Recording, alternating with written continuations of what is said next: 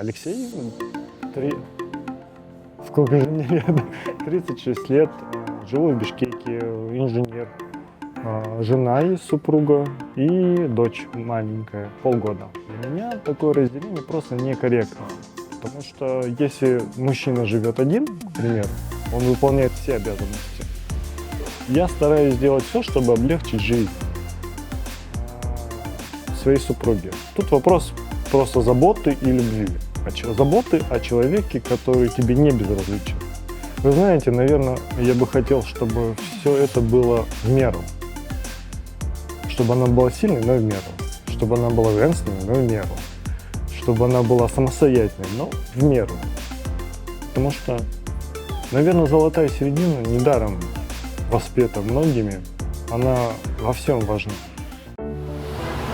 Работаю, семья, одна дочка, долгожданная, 5 лет ждали. С дочкой в 2 годика, нет, ошибаюсь, 1,5 годика я на декрет вышел. Некоторые коллеги там посмеивались, оказывается, у нас в Трудовом кодексе есть, что мужчина может на декрет выходить. А у нас в семье по мужской линии, близкие к детям, то есть детей, они активное участие принимают в воспитании, там, присмотре, и вот у меня тоже это было, прям я хотел, и получилось. И воспитание отца, так как он всегда говорил, что не бывает женского мужского дела, мужчина должен все уметь.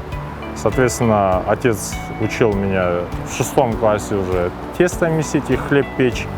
То есть мы когда ребятами холостые жили в квартирах, у нас всегда скидывались, всегда у нас кушать было, мы сами готовили, убирались. Так как это семейная жизнь, это некое партнерство, когда я женился, я четко понимал, что я не покупаю жену. Это не вещь, не товар, не еще что-то. Это, во-первых, это мать моих детей. И я понимаю, что очень много взаимоотношений, очень много вещей, через которые ты вместе проходишь.